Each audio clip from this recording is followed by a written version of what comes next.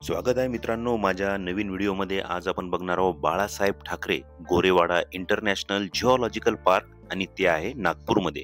यामध्ये दोन भाग आहेत, गोरेवाडा झू सफारी व गोरेवाडा जंगल ड्राईव्ह। तर लवकरच आपण सर्व काही बघूया। चला माझ्यासोबत व्हिडिओ चालू ठेवा आणि बघूया गोरेवाडा नॅशनल पार्क।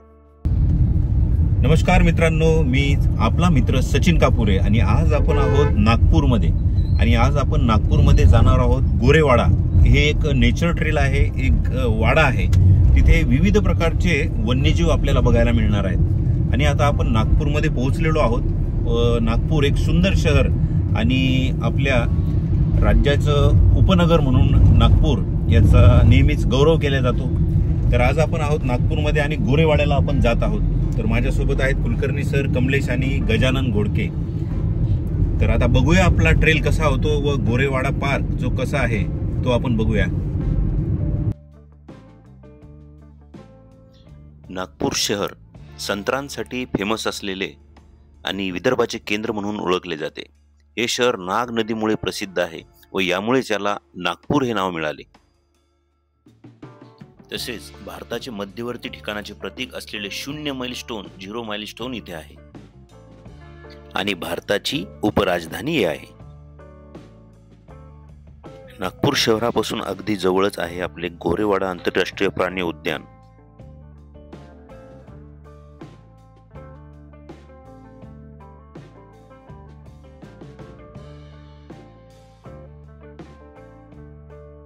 चला तर मित्रांनो, आता आपण आलेलो आहोत वाईल्ड गोरेवाडा। गोरेवाड्यामध्ये विविध प्रकारचे प्राणी पक्षी आपल्याला दिसणार आहेत आणि इथे लेपर्ड, टायगर, अस्वल हे सर्व आपल्याला एकाच जागेवर दिसणार आहे। 25-25 हेक्टर त्यांचा एरिया इथे केलेला आहे व आपण सफारीमध्ये जाता जाता त्यांना सर्वांना बघणार आहोत। तर चला, हा खूप चांगला ट्रेल होणार आहे आणि आता चांगली सफारी आपण करणार आहोत। तर चला माझ्यासोबत आपण आतमध्ये बघूया। तर मित्रांनो, आता आपण आलेलो आहोत गोरेवाडा झू पार्कमध्ये आणि इथे पार्किंग आपण काढत आहोत। आता येथील पार्किंग 20 रुपये आहे व आपण दिवसभर इथे आपली कार व्हेकल ठेवू शकता।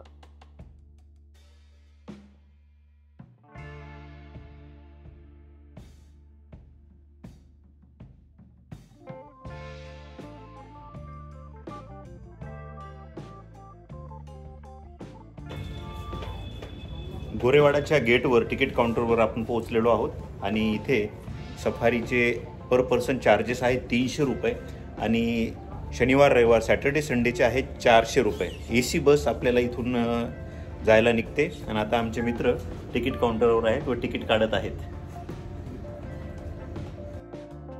मित्रांनो, हे आहे गिफ्ट स्टोर। यामध्ये आहे टी शर्ट, फ्रेम्स आणि जंगलामधील काही प्राण्यांचे पक्षी फोटो फ्रेम आणि बाजूलाच एक छोटंसं ॲक्वेरियम बनवलेलं आहे। तिथे तुम्ही वेटिंगमध्ये थोडासा टाइमपास करू शकता।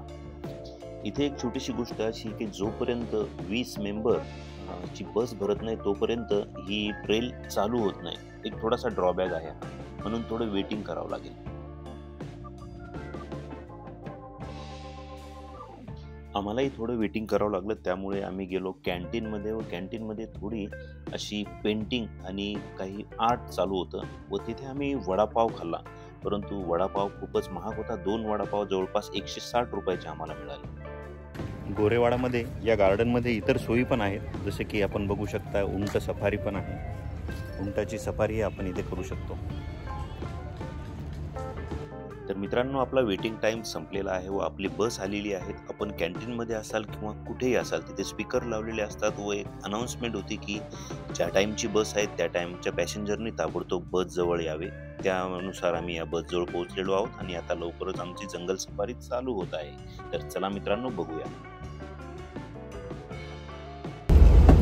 तर मित्रांनो, आता आपण निघलेलो आहोत गोरेवाडा झू मध्ये बघण्यासाठी आणि गाडी पूर्ण जंगलामध्ये एंटर करत आहे आणि आपण बघू शकता सगळीकडनं एक जंगल आहे आणि आता बरेचसे प्राण्यांचे जे आहेत 165 हेक्टरमध्ये हे गोरेवाडा पसरलेला आहे आणि प्रत्येक 25-25च्या कंपार्टमेंटमध्ये कुठे लेपर्ड, कुठे टायगर, कुठे अस्वल In 150 meters, turn right. आता आपण पोहोचलेलो आहोत तृणभक्षी, जिथे सांबर, डियर व सर्व गवत खाणारे प्राणी आपल्याला दिसत आहेत। तसेच अनेक दुर्मिळ प्रजातीही आपल्याला इथे दिसतात। अल्बिनो डियर जे पांढऱ्या कलरचे हरिण असते तेही आपल्याला या गोरेवाडामध्ये दिसते। जगातील अत्यंत दुर्मिळ संगाई कपाळ शिंगे असलेले हरिणी आपल्याला इथे पाहायला मिळते। हे एक दुर्मिळ पांढरे हरिण किंवा अल्बिनो हरिण याला म्हणतात, जे अनुवांशिक बदलांमुळे पांढरे असते। याचे फोटो व व्हिडिओ हे खूपच दुर्मिळ आपल्याला दिसतात, म्हणून हे खूपच महत्त्वाचे असे ठिकाण आहे। पांढरे हरणे हे दुर्मिळ असतात आणि त्यांना जंगलात अनेक धोके असतात, त्यामुळे त्यांचे संवर्धन करणे खूप महत्त्वाचे आहे। त्यापुढे आपण गेल्यानंतर विविध प्रकारचे पक्षी आपल्याला सापडले। आम्हाला इथे collar dove, red collar dove ही सापडला। तसेच अनेक तितर, ज्याला प्रिंटेड फ्रँकोलिन म्हणतात, तेही सापडले आणि मोर तर खूप मोठ्या प्रमाणात होते। बऱ्याच ठिकाणी त्यांनी पिसाराही फुलवलेला होता। गोरेवाडा एक असे क्षेत्र आहे की आपण पिंजऱ्यामध्ये असतो व प्राणी सर्व खुले असतात। स्वतःच्या गाडीने फिरण्यासाठी असलेले हे एक मोठे क्षेत्र आहे, जिथे तुम्ही विविध वन्यजीव आणि मोठ्या प्रमाणात पक्षी पाहू शकता।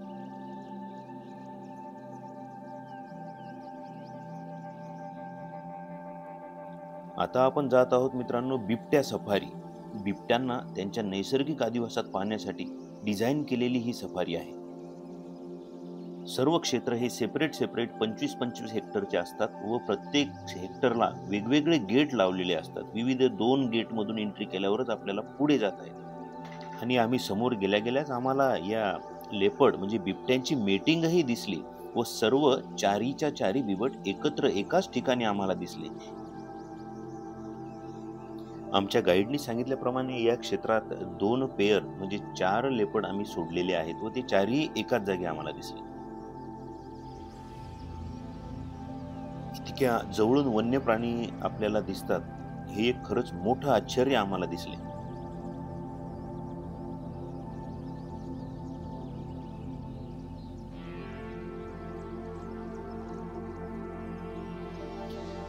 पुढे गेल्यानंतर आम्हाला अस्वल यांचं कंपार्टमेंट लागलं।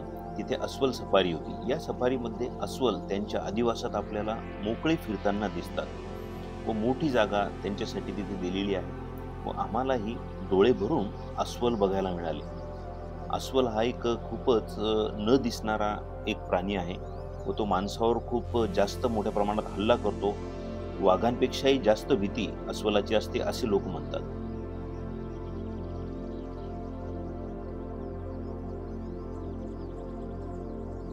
आम्हाला इथे 2 अस्वल दिसलेत व खूपच सुंदर सायटिंग यांचीही झाली, ज्याला इंग्लिशमध्ये स्लॉथ बियर, काळा भालू असंही म्हणतात। मित्रांनो, आता आपण जात आहोत टायगरच्या एरियामध्ये। टायगर एरियामध्ये आपण जात आहोत आणि लेपर्ड वगैरे सर्वच बघितलेले आहेत। काही पक्षी पण वेगवेगळे बघायला मिळत आहेत। आधी उभा होता का? सर्वच क्षेत्र खूपच प्रोटेक्टेड एरियामध्ये होते। 20 फुटाच्या वर जवळपास त्यांना तार जाळी लावलेली होती, म्हणजे प्राणी इकडून तिकडे गेले पाहिजे नाही यासाठी। गोरेवाडामध्ये 2 टायगर आहेत आणि 2 पैकी एक राजकुमार आहे आणि एक ली असे पेयर इथे आहे। तर आता आपल्याला दिसेल का नाही आपण नक्की बघूया।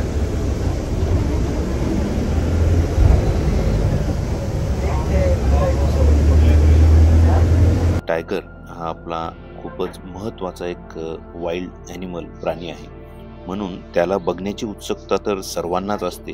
त्यामुळे सर्व लोक टायगर शोधत होते। दूर जंगलामध्ये आम्हाला ली ही एक वाघीण दिसत होती, परंतु ती पूर्णतः आम्हाला दिसली नाही। ती तिथे लोटांगण घालताना आम्हाला दिसली।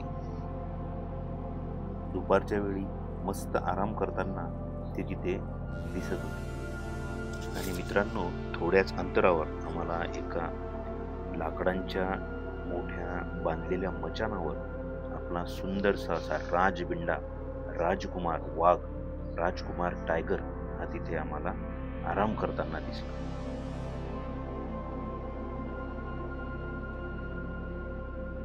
आमच्या गाईडनी सांगितल्याप्रमाणे हा काही वर्षा अगोदर 2 लग्नामध्ये घुसला व त्याने 2 लग्न अटेंड केले असे त्यांनी आम्हाला सांगितले। या जंगलाचा राजा राजकुमार, त्याला आम्ही बघतच राहिलो व मनमुराद आनंद त्याला बघण्याचा आम्ही घेतला व तिथून पुढे मग आम्ही परतीच्या प्रवासाला लागलो. परंतु हा आनंद डोळे भरून आम्ही बघितला. अद्भुत अद्भुत. गोरेवाडाची सफारी कशी झाली कमलेश? जबरदस्त, सुपर. तर अशा पद्धतीने आम्ही गोरेगावची सफारी केलेली आहे आणि जवळपास सर्वच ॲनिमल, प्राणी, वाईल्ड सर्व आम्हाला दिसलेलं आहे आणि खूप मजा आली. फॅमिलीसोबत येण्यासाठी एक चांगलं ठिकाण आहे. जवळपास एक तास ही सफारी असते व 1 तासात आपल्याला खूपच काही बघायला इथे मिळते. यानंतर काही लोकांच्या प्रतिक्रिया आपण घेतल्या. आता माझ्यासोबत अनिर्वन दास आहेत आणि त्यांच्या रोशनी चव्हाण आहेत आणि खूपच चांगला एक सफारी झालेली आहे. आप बताओ कैसी हुई? बहुत बढ़िया सफारी था. हम लोग ने लेपर्ड देखा, टाइगर देखा. टाइगर एकदम सामने से देखा. Albino deer. हाँ, एंड डियर भी, एंड बाकी बियर. बहुत मजा आई आज इसमें, बहुत अच्छा था. तो हम अभी वापस निकल रहे हैं. सभी लोग जो बस में थे वो बहुत खुश है. मैं सचिन कापुरे, मिलोनारकर टीम, धन्यवाद. खरंच गोरेवाडाचा जो हा नेचर ट्रेल आणि एक सफारी होती ही खरंच अमेझिंग होती आणि खूपच सुंदर होती. आम्हाला काय काय दिसलं मित्रांनो? अस्वल, वाघ, बिबट, मीटिंग, मोर आणि महत्वाचे अल्बिनो डियर्स, डव आणि प्रिंटेड फ्रँकोलिन, इतकं सर्व काही आम्हाला दिसलं. खूपच मजा आली आणि फॅमिली सोबत नक्कीच इथे एकदा तरी यावं. रेड कॉलर डव एक नवीन पक्षी आज आम्हाला दिसला. यस, पण मजा आली. मी सचिन कापुरे, मी लोणारकर टीम. व्हिडिओ बघितल्याबद्दल आपले खूप खूप धन्यवाद. लाईक, शेअर, सबस्क्राईब नक्की करा.